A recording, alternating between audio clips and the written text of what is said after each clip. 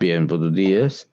Mientras otros compañeros eh, puedan ingresar, vamos a poner las antesalas, los videos de las antesalas. Buenos días y vamos a iniciar ya.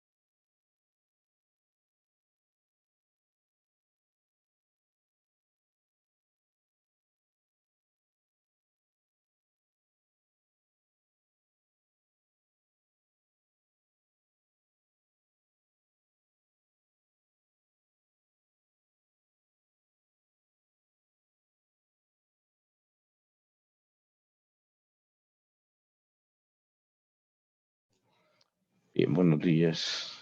Vamos a dejar entrar a otros compañeros.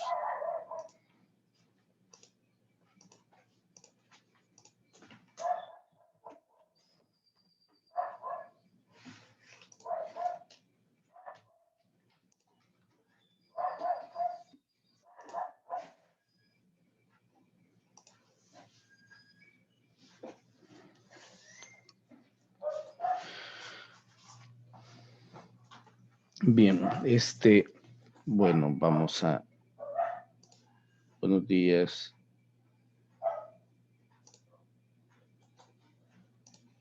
Ok, bien, nuestra jornada de hoy va a estar enfocada directamente con las características de la vida.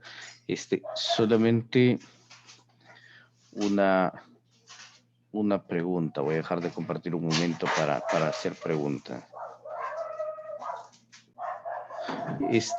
Todos estaban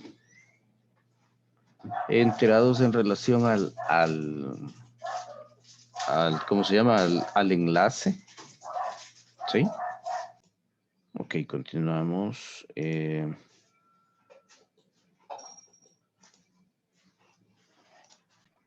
Vamos a ver, decía que las características de la vida y nuestro indicador de logro va a ser indagar, experimentar y describir eh, los diferentes procesos que son características de los seres vivos.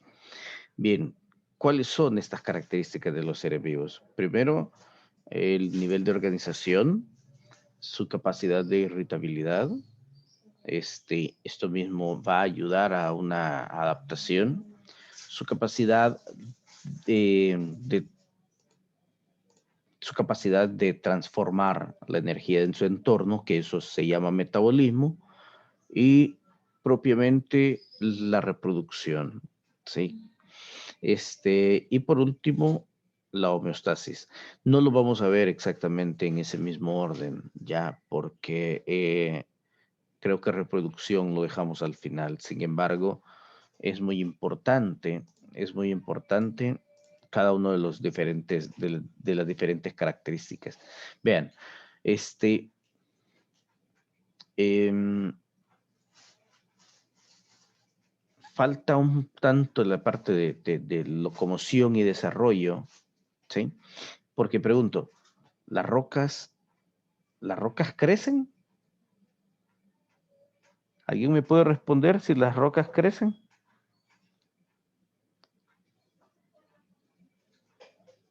No, No, o sí. yo creo que no. Y cuando, vamos a ver, y cuando se van llenando de musgo y se van, sí, Crecen, pero de forma lenta. ok, crecen de forma lenta. Muy bien. Entonces si crecen son seres vivos.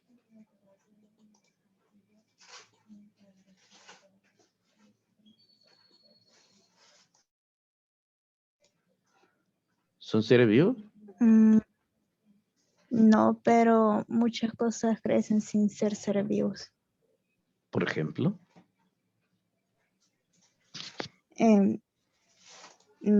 ¿Cómo le puedo decir?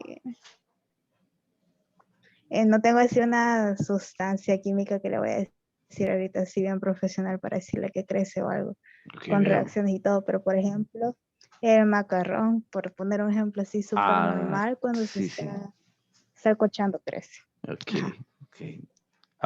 Aumenta volumen, sí. Ok, muy bien. Y es un ser vivo. No. Mm, pero si crece, todos los seres vivos crecen o no. Pues la forma correcta de decirlo sería aumento de volumen. Ajá. Bueno, sí, sí, aumentar de volumen. ¿Cómo se llama? Sinónimo, sinónimo. Pero bien, vamos a, vamos a, espérenme. Este, vamos a aclarar un poco lo relacionado a eso, pero muy bien. Gracias por su participación. Bueno, y en el contenido socioemocional, vean, hay yo escribí un poquito de esto sobre que grandes transformaciones han ocurrido a algunas mujeres y su capacidad de flexibilidad es tan grande que es muy admirable para todas ellas. Ella es Danica McKellar, la que está en esta parte y eh, comentarles de que yo creo que algunos de sus padres o tíos que estaban así más mayores, seguro que la vieron. Había una serie que se llamaba The Wonderful Years o Los Años Maravillosos y, y ella era una de las protagonistas. Pues admirable esta mujer porque deja ¿cómo se llama? Deja de actuar y se mete a una facultad de física, ¿sí? Y bueno, comienzas a redactar diferentes libros con, con títulos un tanto interesantes, les voy a saber decir, pero lo importante es que ella, bueno, existe, déjenme ver, creo que es un teorema que se llama teorema de Macquiller y ha sido ella quien fue la creadora de ese teorema. Muy interesante, muy interesante. Así que por eso hablaba de la flexibilidad en este punto porque ella tuvo la capacidad de convertirse de actriz a esta otra parte. Ok, bien. Yo sé que se recuerdan muy bien de esta parte de la evaluación diagnóstica, que los que estamos presentando es ¿qué estamos presentando en esta gráfica? La selección natural estabilizadora. ¿Y eso qué significa? ¿Qué era? ¿Qué es? Bueno, más bien, ¿qué es? ¿O para qué sirve? Va? ¿Para qué sirve? La verdad, no sé mucho, pero yo diría que es cuando, o sea, surge la selección natural, pero se da para poder estabilizar los seres vivos que hay en cierto espacio, ¿Cómo como que se podrían van adaptando. relacionar? Ok, muy bien. ¿Cómo podrían relacionar con el organizador gráfico?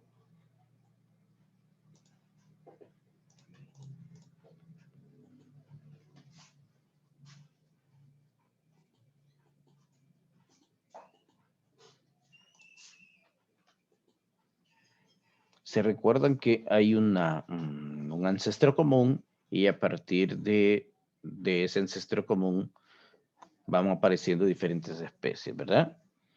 A eso se le llamaba especiación, ¿sí? Que es producto de una selección natural disruptiva.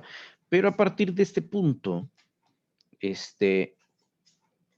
por algún motivo, se alejan, ¿sí? Ocurre la especiación, se alejan, entonces se especializa en comer insectos. ¿Y qué observamos en relación al pico? Ya habíamos mencionado, tiene un pico muy parecido al de la gallina, habíamos mencionado, ¿sí? Eh, otro se especializa en comer insectos, pero tiene que picar madera para lograr consumirlos. Y otro se hace especialista en comer semillas. Cada una va a representar un pico diferente, pero teniendo una característica importante, ¿sí? ¿Creen ustedes que si este comedor de semillas se va al hábitat donde está el comedor de insectos, va a poder alimentarse de la misma forma? No porque la evolución del su pico no tiene la capacidad que tiene la de los demás. Muy bien, la evolución. En este punto tenemos una de las características de la vida que se llama adaptación, ¿sí? Todos los seres vivos tienen la capacidad de poderse adaptar a su entorno, ¿de acuerdo? Y por ello ocurren los diferentes tipos de evolución o microevolución, ¿sí? Bueno,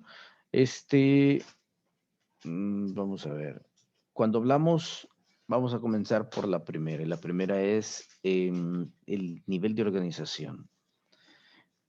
Vean, tenemos un nivel de organización a nivel molecular, ¿sí? Todo este es un nivel de organización molecular y el de nivel biológico inicia con la célula. La célula es el eslabón primario, ¿sí? Entonces, dentro de poco les voy a compartir una página que vamos a estar visitando frecuentemente para lo que restaría del periodo y nos va a ayudar mucho para el siguiente periodo. Y vamos a estarla utilizando para diferentes juegos y actividades.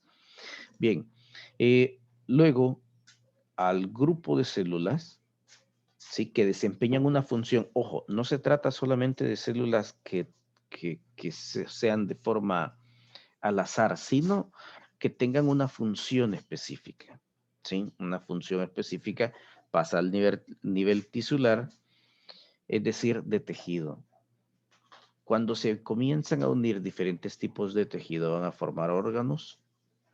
Cuando se unan diferentes órganos, van a formar sistemas de órganos y luego organismos o individuos. Y aquí tenemos el gatito ahí. Cabe aclarar lo siguiente. Nosotros regularmente cometemos este error. Vean, decimos organismo incluso cuando se trata de ¿cómo decirle? De una bacteria. Y eso no es cierto. ¿Sí? ¿Por qué? Porque una bacteria se queda a nivel celular. Un protozoario queda a nivel celular. Un hongo es un conjunto de tejidos, por lo tanto es un órgano. ¿Sí? Claro, hay algunos hongos que se quedan a nivel celular, hay algunos hongos que se quedan a nivel tisular, pero la mayor parte de los hongos que conocemos se queda a nivel de órgano. ¿Sí? Entonces, es parte de la evolución, pero en esta característica de la vida. Organización de los seres vivos. ¿Sí? Y este es el orden. Ya lo estoy presentando directamente de la guía para que tengan una mejor idea de la guía para quienes aún no la han descargado. Y bueno, esto es en el nivel de individuo, ¿sí? Entonces podemos decir que hay individuos que se quedan a nivel de celular, al nivel celular, hay otros que se quedan a nivel tisular, a nivel orgánico, a nivel de sistema, por ejemplo, las plantas. Las plantas es un conjunto de órganos y la mayor parte de las plantas se encuentra en este nivel. Y el nivel de organismo que fundamentalmente que somos los seres más evolucionados, que ya conformamos parte de sistemas de órganos. ¿Alguien me podría decir quiénes ya podrían formar parte de un sistema de órganos?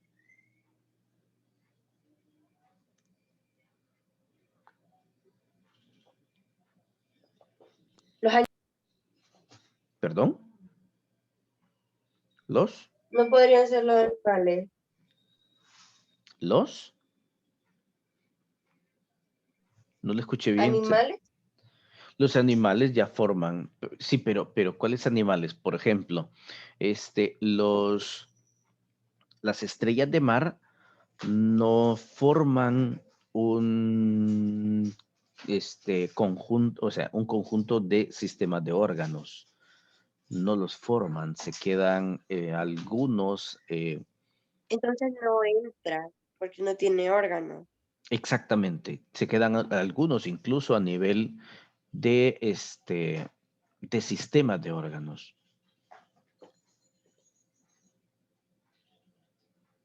Los mamíferos. Los mamíferos son organismos, muy bien. ¿Quiénes más? Las aves.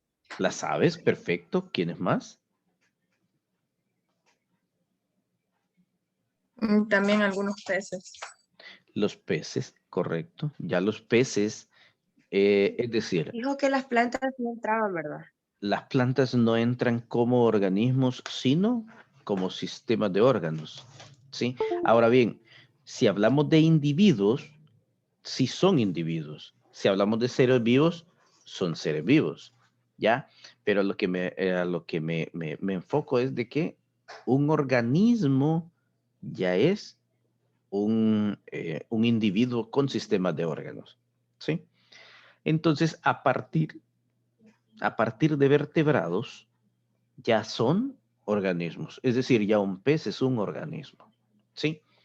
Entonces, aquí tenemos a nivel de individuo, todos estos pueden ser individuos, y luego viene el nivel ecológico, que viene ya de una forma más compleja, como la hemos estado viendo, como es una población, una comunidad, un ecosistema y la ecosfera o biosfera.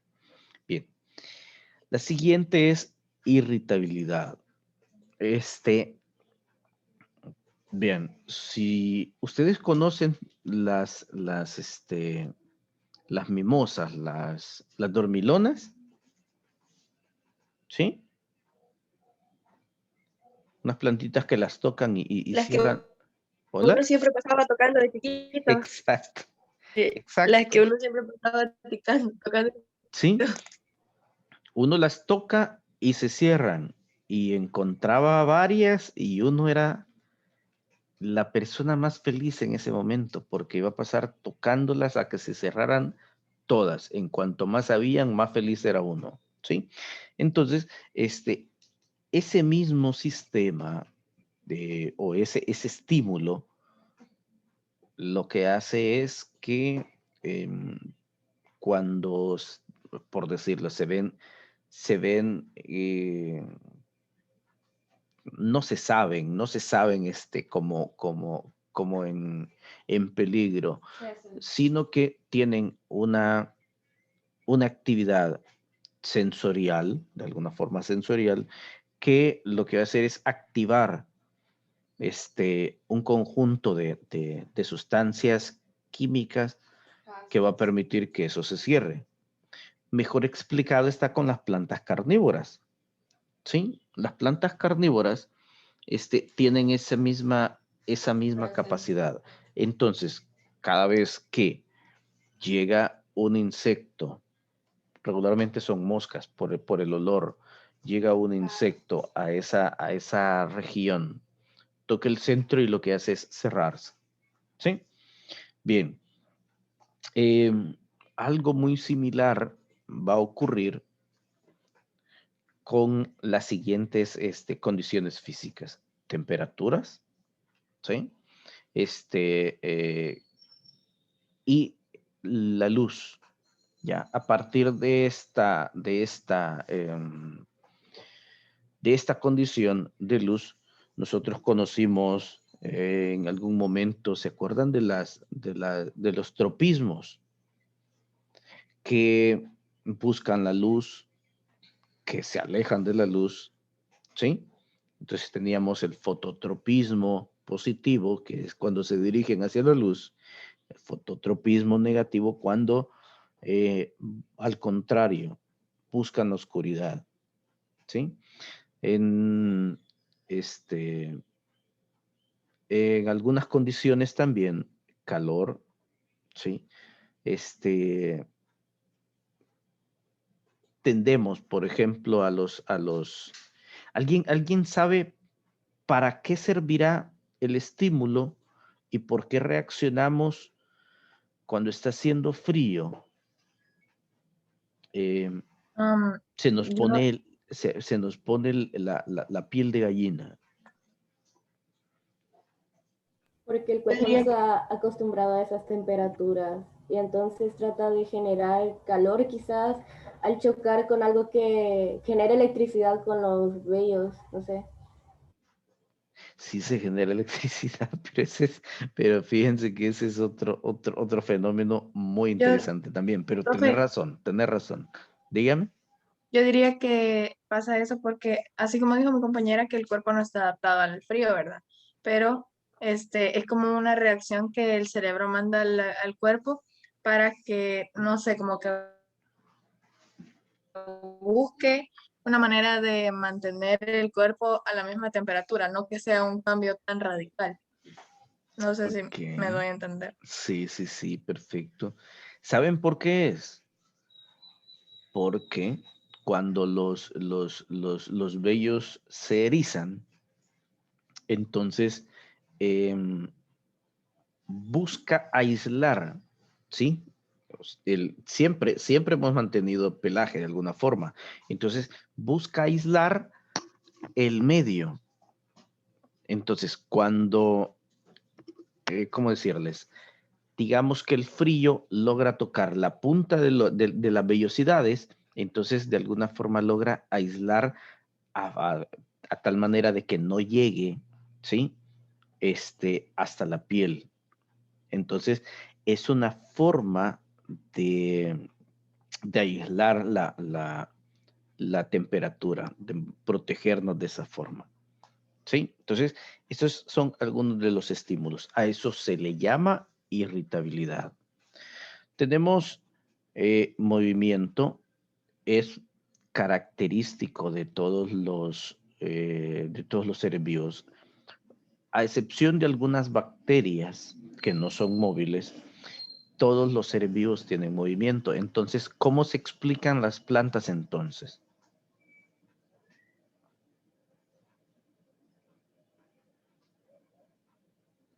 ¿Las plantas se mueven? No, algo con el viento. ¿Las plantas se mueven o no se mueven? Yo diría que sí. Sí. ¿Cómo? Yo si dejo una planta en alguna maceta, yo ahí la voy a ver siempre. ¿Cómo se podrían mover las plantas? Dependiéndole Sí. el ángulo del sol. Perfecto. A eso se llaman nastías. ¿Sí? Nastías. Eh, Tiene razón, dependiendo la posición del sol. Conocen las girasoles, ¿verdad? ¿Alguien sabe por qué se llaman girasoles? Porque giran siguiendo el sol. Exacto, ¿sí? Este, buscan, buscan la mayor radiación posible, ¿sí? La mayor radiación y exactamente lo que vemos no es una flor, ya, no es una flor. Posteriormente vamos a analizar un poquitito de eso, para que logren comprender que no es una flor, es un conjunto de flores. Aunque parezca una flor, de hecho, pertenece a la familia de las compuestas y las compuestas tienen esa característica de tener muchas flores en, ¿cómo decirles? En una sola estructura que mantiene alrededor algo que es muy parecido a los pétalos, pero no son pétalos, ¿sí? Y también las hojas, ¿verdad?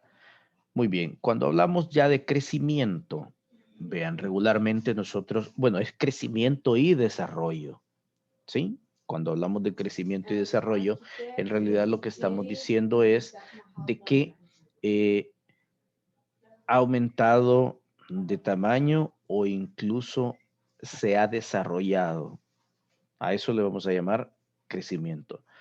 Eh, Como, por ejemplo, las plantas han engrosado su pared celular, sí, pero porque ya han cumplido ciertas condiciones para ello. La reproducción, no hay mucho que hablar. Lo único que voy a mencionar es lo siguiente.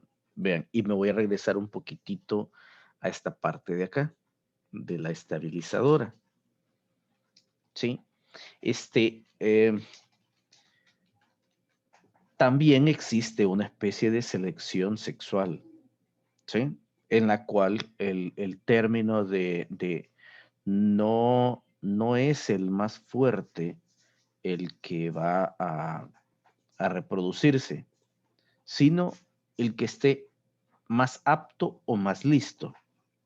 Les voy a poner un ejemplo. Cuando, bueno, ustedes no sé si han observado, pero en los perros que son callejeros o que andan regularmente, cuando una hembra anda en celo, sí, anda todo un conjunto que parece una orquesta, que si tocara cada uno su instrumento, formarían una orquesta, ¿sí?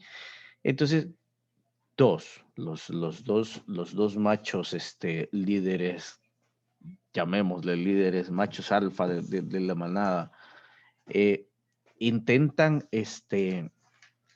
intentan transmitir sus genes, intentan, eh, preñar la hembra y de esa forma, luchan entre ellos.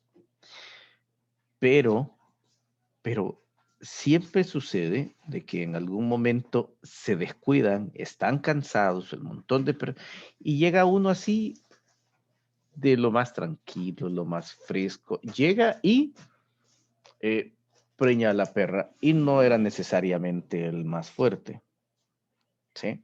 Entonces también ocurre una especie de selección sexual, ¿ya? También hay algunas hembras que simplemente no quieren aparearse con el perro que se les, que se les pone o propone, sino de que simplemente no hayan que, no hayan que sea, digamos, a un nivel apto para la transmisión de los genes. ¿De acuerdo? Entonces, también de esa forma se van estabilizando diferentes genes. Ahora, eh, eso es en torno a la reproducción. Y cuando vemos metabolismo, lo vamos a ver muy ampliamente en el periodo 2, cuando estemos viendo respiración y fotosíntesis. ¿Ya? Aquí dejo la parte de la fotosíntesis. La parte de la fotosíntesis en el cual todo en la materia, vean, la materia se cumple de la siguiente forma. La materia no se crea ni se destruye, se transforma, ¿sí? Aunque conocíamos un principio que dice que la energía no se crea ni se destruye, solamente se transforma. Entonces, físicamente, la materia es una forma de energía, ¿de acuerdo? Entonces, ya uniendo los dos, tiene un perfecto sentido. Ustedes van a ver en este año con el profe de química, van a ver estequiometría, balanceo de ecuaciones y cosas así, en la cual ustedes van a entender perfectamente cómo la misma cantidad que entra en los reactivos termina en los productos. ¿De acuerdo? Muy bien. Y por último tenemos la adaptación, perdón, la adaptación y luego la homeostasis. En la adaptación es tal como lo habíamos mencionado. Esto va a implicar lo que tenemos aquí, la selección natural. El que mejor se adapta a ciertas condiciones y sobrevive es aquel que va a poder transmitir sus genes a una generación siguiente. Es muy parecido, o el mejor ejemplo es la teoría de la evolución bioquímica, ¿sí? O la de los coacervados, ¿ya? Muchos de todo lo que se pudo producir en esta sopa se recuerdan de la teoría de la biogénesis. Bueno, voy a conversar un momento, voy a dejar de compartir un momento para luego llegar a eso. ¿Se recuerdan ustedes sobre la teoría de la biogénesis? ¿Alguien sabe de qué se trata? ¿Alguien se recuerda de qué se trata?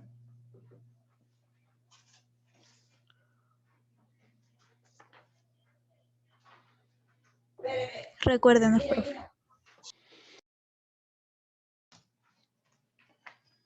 la teoría de Oparin.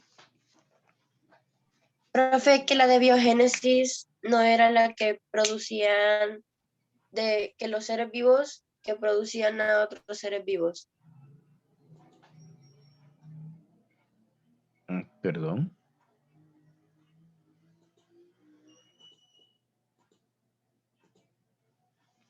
Tienes razón, no es la misma, es cierto, es cierto.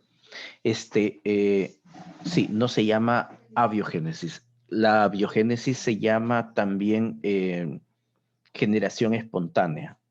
Sí, generación espontánea. Tiene muchísima razón. A la que yo me refiero se llama prebiótica. ¿Sí? Prebiótica. La teoría prebiótica es la teoría de Alexander Oparin, en la cual decía de que se formó como una especie de sopa, que en el océano se formó una especie de sopa, y ahí comienzan a unirse de forma molecular, tal como lo habíamos visto en los niveles de organización. Vimos que antes de los niveles celulares están los niveles moleculares. Y entonces muchas moléculas comienzan a unirse y en cierto momento aparece por ahí el primer ser muy parecido a lo que nosotros conocemos como virus. ¿De acuerdo? Sí. Hay tres categorías. Tenemos los priones, tenemos los viroides y tenemos propiamente los virus. ¿Sí? Los priones son casi virus que atacan células animales. Los viroides son casi virus que atacan células vegetales.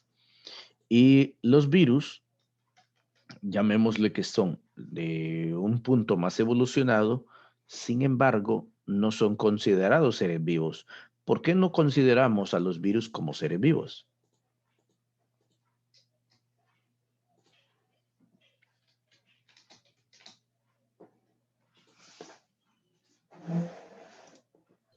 Porque no realizan las actividades como, las actividades como alimentación o reproducción sin hacerlo ellos solos.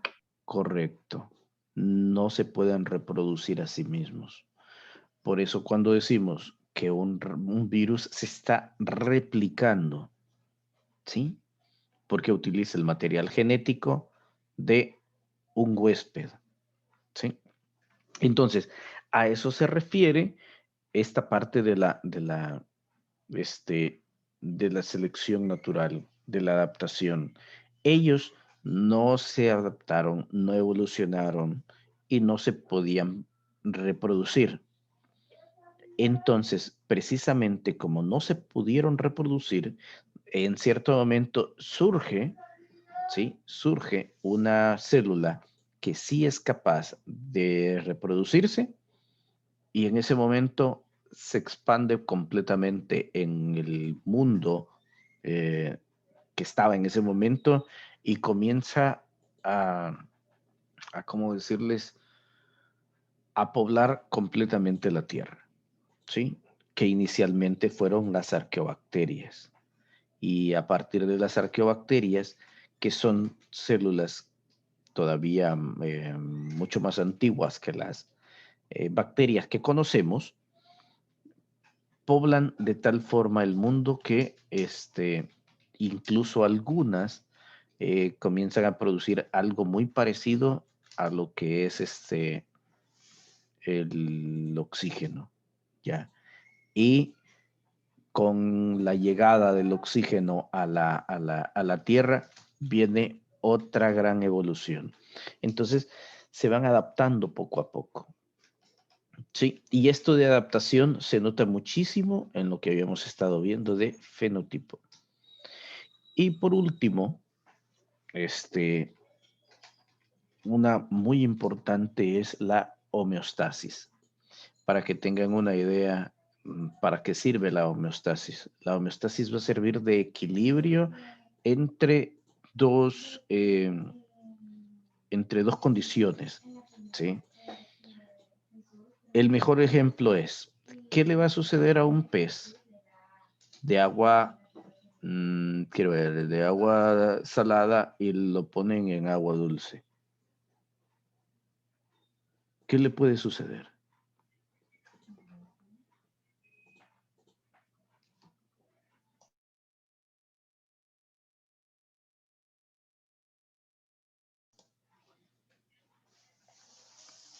Entonces, bueno, si no se les ocurre por el momento, díganme qué le va a pasar a un pez de agua dulce si lo meten en agua salada. Según yo, se puede llegar a morir. No. Se pueden llegar a morir, ¿sí? ¿Por qué? Porque las condiciones que tenemos o que tienen son muy diferentes. Entonces, a ese equilibrio, ¿sí? A ese equilibrio se le llama homeostasis. ¿De acuerdo? Bien. ¿Alguna pregunta que tengan?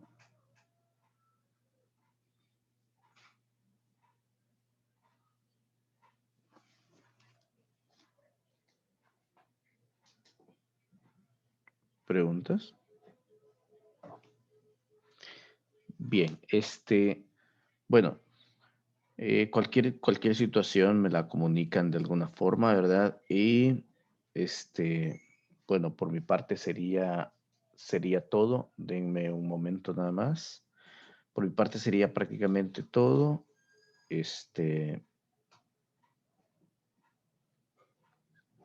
Pasen feliz día.